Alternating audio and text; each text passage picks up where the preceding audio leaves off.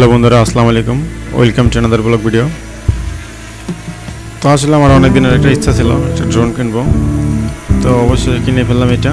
তো এটা হচ্ছে DJI Mini 2AC fly mode combo. তো এটা আমি কিনছি ঢাকা থেকে। এটা প্রায় আপনার 53,000 টাকার মতো পড়ছে। আর মেমোরি কিনছি একটা 128 GB, এটা আপনার 2200 টাকার মতো। এই টোটাল আপনার 55,000 টাকার মতো পড়ে গেছে এইটা। তো এইটা আপনার 4K তে ভিডিও করতে পারে না, এটা আপনার 2.7K 30 fps ভিডিও করতে পারে।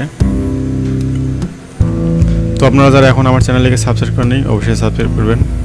আর এই ধরনের ভিডিও পাওয়ার জন্য অবশ্যই কমেন্ট করবেন আপনারা কী ধরনের ভিডিও চাচ্ছেন, আমি আপনাদের সেই ধরনের ভিডিও দেওয়ার চেষ্টা করব। তো আপনারা যারা নতুন ড্রোন কিনতে যাচ্ছেন তারা ড্রোন কেনার পর দেখবেন যে আপনার এখানে 30 মিটারের উপরে ড্রোনটা কোনোভাবে উঠছে না, অর্থাৎ লক করা থাকবে। তো আপনাদের থার্ড পার্টি কিছু এখানে সফটওয়্যার আছে, তো সেই সফটওয়্যারগুলোর মাধ্যমে আপনাকে আনলক করে নিতে হবে।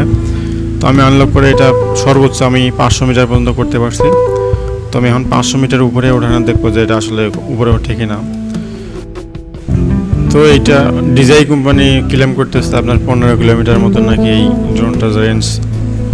তো আসলে আমি কোনোভাবেই এত কষ্ট টাকা দিয়ে আপনার এই ড্রোনটা কেনার পর এটা কোনোভাবেই চোখের আড়াল করতে যাচ্ছি না।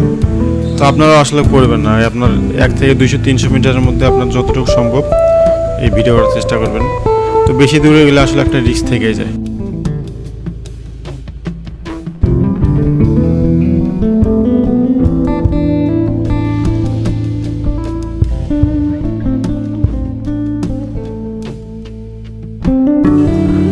তো আমি ড্রোনটি 500 মিটার উপরে উঠাই দিছি, আর উপরে যাচ্ছে না। তো এখান থেকে দেখেন আমাদের পুরো এলাকা দেখা যাচ্ছে গ্রামের। তো আমাদের এখান থেকে গ্রামটা আসলে অনেক ছোট দেখা যাচ্ছে, কিন্তু আমাদের গ্রামটা অনেক বড়। তো সামনে হচ্ছে আমাদের উপজেলা পরিষদ।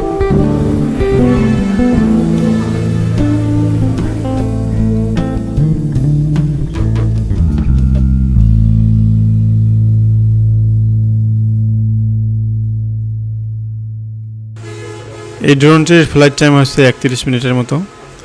তো আসলে কোম্পানি ক্লেম করতেছে 31 মিনিট, কিন্তু আমি এটা কোনোভাবেই 22 থেকে 23 মিনিটের বেশি পাইনি এটি।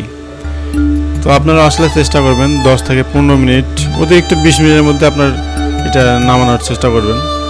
কারণ আসলে বেশি রিস্ক নেওয়ার কোনো প্রয়োজনে নেই। আর আমি যেহেতু এখানে কম্বো ব্যাগ কিনছি, আমার ব্যাটারি 3টা, তো আমার অনায়াসে একটা দিন কাভার হয়ে যায়। আর আমি যত সম্ভব চেষ্টা করি আপনার ব্যাটারি 30%-এর নিচে না নামানোর, কারণ বলা তো যায় না 30%-এর নিচে আপনার নামলে হয়তো যে কোনো সময় আপনার ড্রোনটি ক্র্যাশ করতে পারে, অর্থাৎ ড্রোনটি ফেল করতে পারে আপনার ব্যাটারি। তো অনেক সময় আমি দেখছি যে আপনাদের 30%-এর নিচে আসলে ড্রোন হঠাৎ করেই আপনার বন্ধ হয়ে যায়। তো রিস্ক না নেওয়াই ভালো।